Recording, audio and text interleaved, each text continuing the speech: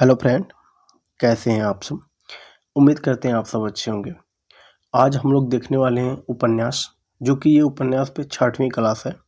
इसके पहले हम लोग पूर्व प्रेमचंद्र युग और प्रेमचंद युग के उपन्यासकार, और इस वीडियो में हम लोग देखने वाले हैं प्रेमचंदोत्तर युग, यानी जो कि 1936 के लगातार चल रहा है, यानी 1936 के बाद का जो युग है उसे हम लोग प्रेमचंदोत्तर युग के नाम से जानते हैं।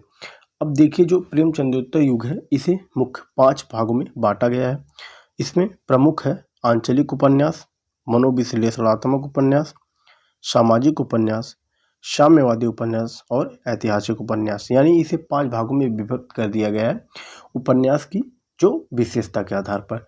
तो ये 5 तरह के उपन्यास की विशेषताओं से संबंधित हमें देखने हैं, जिसमें हम लोग आज सबसे पहले देखने वाले हैं आंचलिक उपन्यास या आंचलिक उपन्यासकार। इसके बारे में हम लोग देखने वाले हैं, तो वीडियो तक के अंत तक आप बने रहिए, आपको बहुत ही अच्छी जानकारी मिलने वाली है। तो आइए हम लोग शुरू करते हैं। तो देखिए, सबसे पहले हम लोग देखेंगे आंचलिक उपन्यासकार एवं उनकी उपन्यास। तो देखिए, सबसे पहले हमें ये समझना है कि आंचलिक उपन्यास कहते किसे हैं। तो देखिए, वे उपन्यास जिनमें ग्रामीण अंचल की मान्यताओं, परंपराओं, संस्कृति आदि का वहीं की भाषा में चित्रण हो, उन्हें आंचलिक उपन्यास कहते हैं। तो देखिए, कहने का मतलब ये है कि वो उस तरह के उपन्यास जिसमें जो ग्रामीण अंचल है उसकी मान्यता, उसकी परंपरा, उसकी संस्कृति आदि की भाषा में वहीं की, यानी जो आदि की वहीं की भाषा में, यानी उस लोकल लैंग्वेज की भाषा में जो चित्रण किया गया हो, ऐसे उपन्यास को हम क्या कहेंगे? आंचलिक उपन्यास कहेंगे। अब हम देखेंगे कि हिंदी का प्रथम आंचलिक उपन्यास कौन है। ये प्रश्न काफ़ी इंपॉर्टेंट है और बहुत बार परीक्षाओं में पूछा गया है, तो आपको ये पॉइंट याद रखना है कि हिंदी का प्रथम आंचलिक उपन्यास कौन है। देखिए, उसमें नाम आता है मैला आंचल का, और इसके रचनाकार हैं हरीश्वरनाथ रेणु, और रचना काल इसका है 1954 ईस्वी। तो ये चीज़ आपको याद रखनी है, हिंदी का प्रथम आंचलिक उपन्यास मैला आंचल, रचनाकार हरीश्वरनाथ रेणु, रचना काल है 1954। अब हम लोग आगे देखेंगे जो आंचलिक उपन्यासकारों का आरोही कालानुक्रम, यहाँ से कभी कभी प्रश्न बन सकते हैं। तो हम लोग देखेंगे कि जो इस आंचलिक उपन्यासकार के श्रेणी में आते हैं उनके नाम कौन कौन है, उनका जन्म और निधन, और एक क्रम से देखने वाले हैं।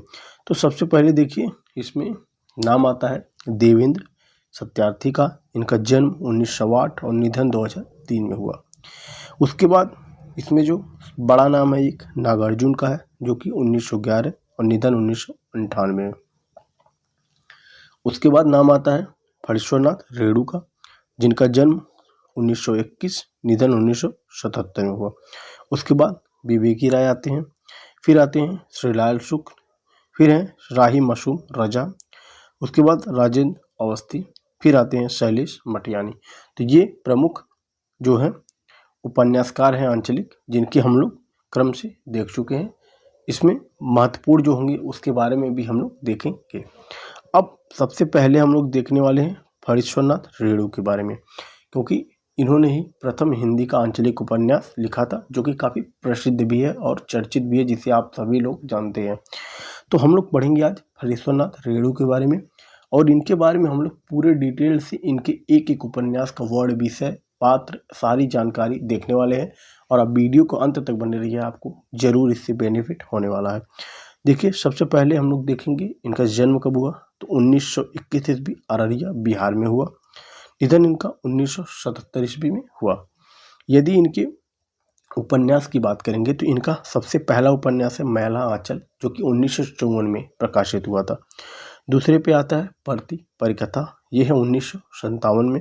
फिर है दीर्घ तपा 1963, जुलूस 1965, कितने चौराहे 1966, कलंक मुक्ति 1972, पलटू बाबा रोड 1979, और है राम रतन राय। ये अपूर्ण उपन्यास है। तो ये पूछा जा सकता है कि हरीश्वरनाथ रेणु का अपूर्ण उपन्यास कौन है, तो राम रतन राय है, जो कि क्या है? अपूर्ण है।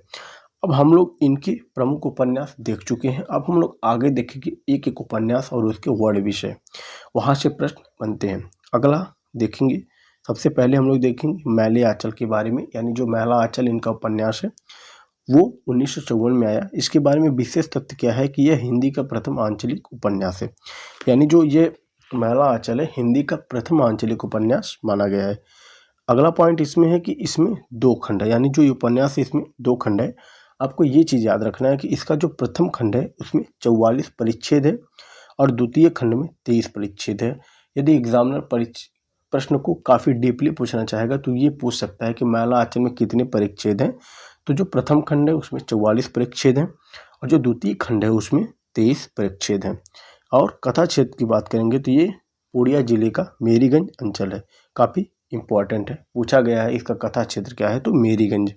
ठीक है, अब इसमें है क्या ये देखते हैं। देखिए इसमें मेरीगंज अंचल के 1945 से 1948 ईस्वी तक के राजनीतिक, धार्मिक, सामाजिक एवं आर्थिक जनजीवन का चित्रण है। और इसके प्रमुख पात्र की बात करेंगे तो इसके प्रमुख पात्र में नाम आता है डॉक्टर प्रशांत का, विश्वनाथ प्रसाद सिंह का, कालीचरण का, नागा का, कमली का और लक्ष्मी का, ये इसके प्रमुख पात्र हैं।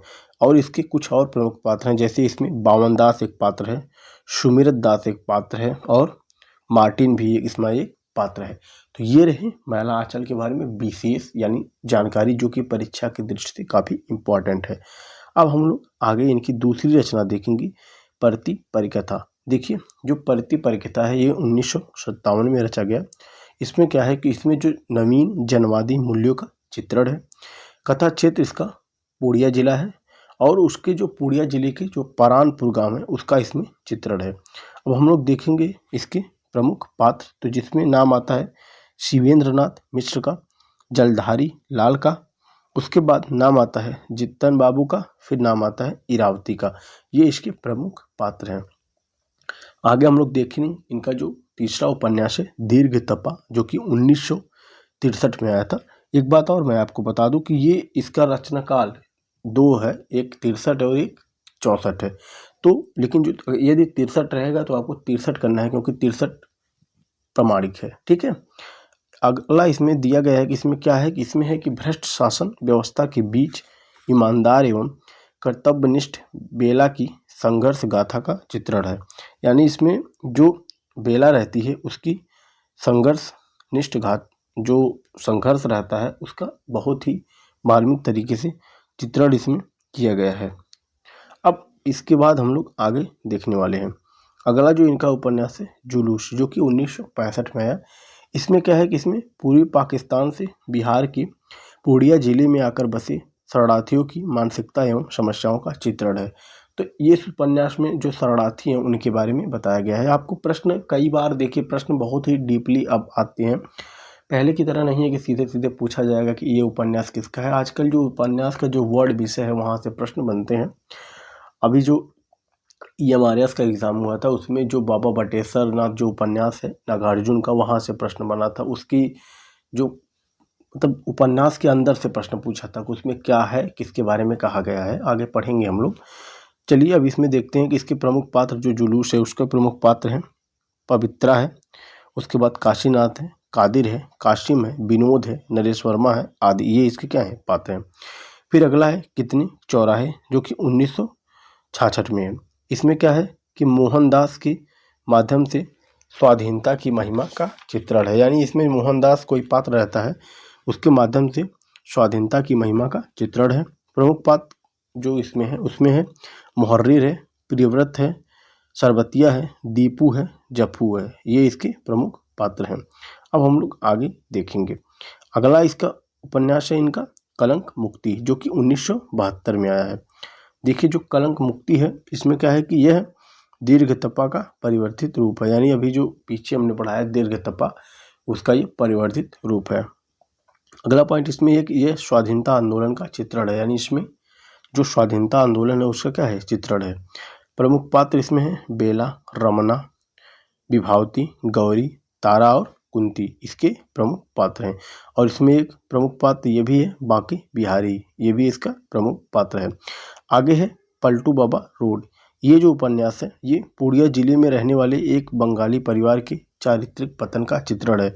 इम्पॉर्टेंट पॉइंट ये है कि पूछ सकता है कि इनके जो किस उपन्यास में बंगाली जो परिवार है उनके चारित्रिक पतन का चित्रण है, तो वो है पलटू बाबा रोड में, जो कि 1979 में है।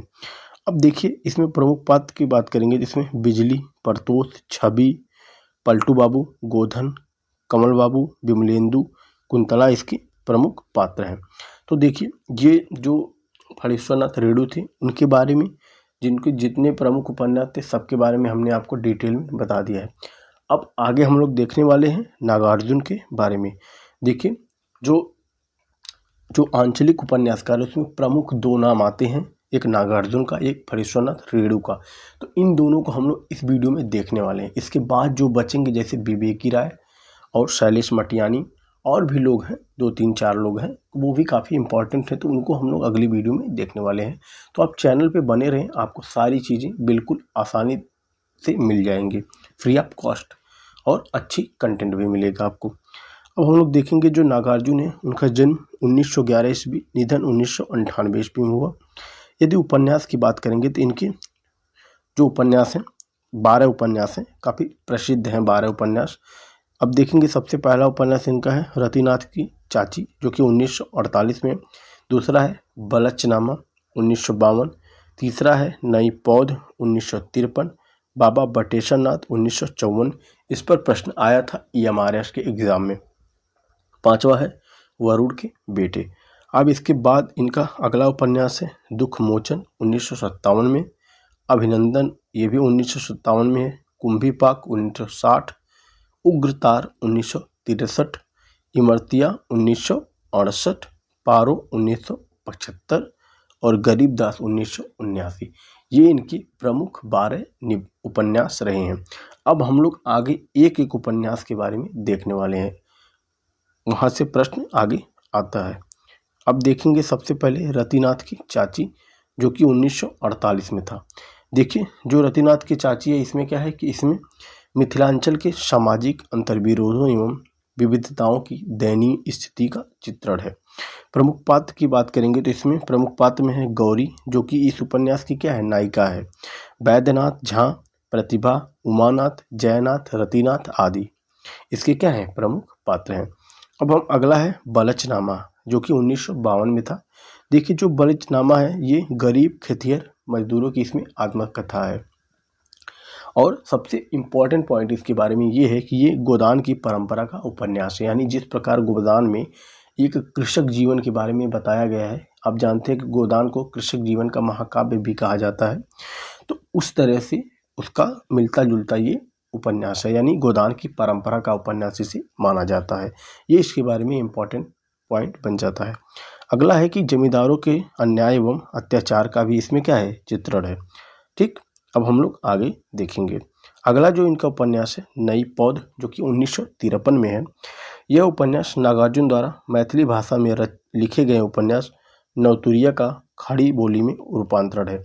देखिए सारे जो पॉइंट मैं आपको इम्पॉर्टेंट है वो लिखा रहा हूँ, जो कि परीक्षा की दृष्टि से काफ़ी इम्पॉर्टेंट है। ये भी पूछा जा सकता है कि जो नवतुरिया उपन्यास है उसका खड़ी बोली में रूपांतरण किसमें किए हैं, तो वो नई पौध जो है उसका, जो नवतुरिया उपन्यास था मैथिली भाषा में, उसी का ये खड़ी बोली में रूपांतरण है। इसमें क्या है कि इसमें बेमेल विवाह एवं जर्जर सामाजिक मान्यताओं का क्या है, विरोध है। ये इसमें मिथिला के सोरठ मेले का भी चित्रण है। अब इसके प्रमुख पात्र जो हैं पंडित खोखाजा, विशेषरी और दिगंबर इसके प्रमुख पात्र हैं। अब हम लोग आगे देखेंगे बाबा बटेश्वर नाथ। यहाँ से प्रश्न आया था, तो इसको हम लोग थोड़ा सा डिटेल में देखेंगे। इसका रचना काल है 1954।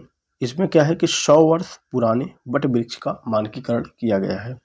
अगला है कि जमींदारों के विरुद्ध किसानों की एकजुटता का इसमें चित्रण है। प्रमुख पात्र की बात करेंगे इसमें बाबा बटेश्वर नाथ, उसके बाद जयकिशुन, ठुनाई, पाठक, श्याम सुंदर, वकील, ये इसके प्रमुख पात्र हैं। अगला है वरुण की बेटी 1957 में। इसमें क्या है कि मिथिला की मलाही गोड़ियारी गांव के मछुआरों की संघर्ष गाथा है। तो देखिए आपको ये याद रखना है कि किस गांव की बात की गई, तो उसमें जो मलाही है उसके गोड़ियारी गांव के मछुआरों की संघर्ष गाथा का चित्रण है। ये वरुण के बेटे में, जो कि 1957 में इनका उपन्यास था। अब हम लोग आगे देखेंगे जो वरुण के बेटे जो उपन्यास है, इसमें जो कोसी बांध है यानी बिहार के कोसी बांध का भी इसमें वर्णन हुआ है और यह एक प्रगतिवादी उपन्यास है। इसके प्रमुख पात्र में नाम आता है वरुण का, जो कि नायक रहता है, माझी है, भोला है, मंगल है और माधुरी है। इसके बाद इनका अगला उपन्यास है दुख मोचन, जो कि 1957 में है। इसमें है कि गांव के नवनिर्माण का संदेश है। इसमें जो चित्रित गांव है वो है टमका कोयली, इस गांव का इसमें चित्रण है। प्रमुख पात्र हैं इसमें दुख मोचन है, सुखदेव है, नारायण है और बाधु चाचा है। ये इसके प्रमुख पात्र हैं। अब हम लोग आगे देखेंगे। अगला इनका उपन्यास है कुंभी पाक, 1960 में रचा गया है। इसमें है जो वेश्याएं हैं उनकी व्यथा का चित्रण है और 1972 में चंपा नाम से इसका पुनः प्रकाशन हुआ था। तो इसके बारे में इम्पोर्टेंट पॉइंट ये है कि इसमें वेश्याओं की व्यथा का चित्रण है। पूछा जा सकता है कि नागार्जुन के किस उपन्यास में वेश्याओं की व्यथा का चित्रण है, तो कुंभी पाक में है। प्रमुख पात्र इसमें है चंपा, दिवाकर, शास्त्री, ये इसके प्रमुख पात्र हैं। अब इसमें अगला उपन्यास है अभिनंदन, जो कि 1957 में है। देखिए इसमें क्या है कि इसमें जो अभिनंदन है इसमें है कि सामाजिक विडंबनाओं के चित्रण के साथ साथ भ्रष्ट राजनीति को बेनकाब किया गया है। इसको हीरक जयंती नाम से पुनः 1961 में प्रकाशित किया गया था। अब हम लोग आगे देखेंगे। अगला उपन्यास है उग्र तारा, जो कि 1963 में है। इसमें अनमेल विवाह की समस्या पर आधारित ये उपन्यास है। प्रमुख पात्र की बात करेंगे तो उगनी, कामेश्वर, हवलदार, भवीखन सिंह, ये इसके प्रमुख पात्र हैं। इसके बाद उपन्यास है इमरतिया, जो कि 1968 में था। इसमें क्या है कि मठों में व्याप्त भ्रष्टाचार एवं व्यभिचार का चित्रण है। 1968 में जमनिया का बाबा नाम से प्रकाशित। सारी जो डिटेल्स में जो इम्पोर्टेंट पॉइंट है मैं आपको सिर्फ और सिर्फ वही लिखा रहा हूँ, कोई भी फालतू तरह की इसमें बातें नहीं लिखी गई हैं। अगला है इसमें प्रमुख पात्र की बात करेंगे, जिसमें इमरतिया, मस्तराम और अभयानंद इसके प्रमुख पात्र हैं। अब हम लोग आगे देखेंगे। इनका जो उपन्यास है पारो, पारो उपन्यास 1975 में रचा गया था। इसमें क्या है कि मिथिला जनपद में होने वाली अनमेल एवं बाल विवाह की समस्या एवं बुराई का चित्रण है। अगला है कि मिथिला के सोरठ मेले का भी चित्रण इसमें है। इनका एक और उपन्यास था जिसमें मिथिला के सोरठ मेले का चित्रण था, वो थी नई पौध। अगला है गरीब दास, जो कि 1979 में ये रचा गया है। इस उपन्यास में है कि गांव के विकास एवं हरिजन बस्ती के उत्थान का चित्रण है। इम्पोर्टेंट पॉइंट ये है कि किस उपन्यास में हरिजन बस्ती के उत्थान का चित्रण है, तो वो है गरीब दास में, जो कि 1779 में रचा गया था। प्रमुख पात्र इसके हैं गरीब दास, लक्ष्मण दास, सुरेश, ये इसके प्रमुख पात्र थे। तो ये आज हम लोग आंचलिक उपन्यासकार में पढ़े हैं फणीश्वरनाथ रेणु को और नागार्जुन जी को। इसके बाद हम लोग जो और प्रमुख उपन्यास इसके रह जा रहे हैं, यानी जो और हैं, जैसे हमने आपको बताया कि हम लोग पढ़ेंगे शैलेश मटियानी के बारे में और पढ़ेंगे विवेकी राय, देवेंद्र सत्यार्थी, और भी जो प्रमुख होंगे उनके बारे में हम लोग आगे की वीडियो देखने वाले हैं। तो ये वीडियो आपको कैसा लगा आप हमें कमेंट्स बॉक्स में बताइएगा। यदि आप चैनल पर नए हैं तो चैनल को सब्सक्राइब कर लें, ताकि आने वाली जो वीडियो है वो आपको ईजिली अवेलेबल हो जाए। इसमें जो ये उपन्यास है इसमें तकरीबन 4 या 5 क्लासेस और होंगी, जिसमें हम लोग पूरे उपन्यास को कंप्लीट कर लेंगे। ये शायद उपन्यास के 6वीं क्लास है। तो वीडियो आपको कैसी लगी आप हमें कमेंट्स में बताइएगा। मिलते हैं किसी नेक्स्ट वीडियो में। धन्यवाद।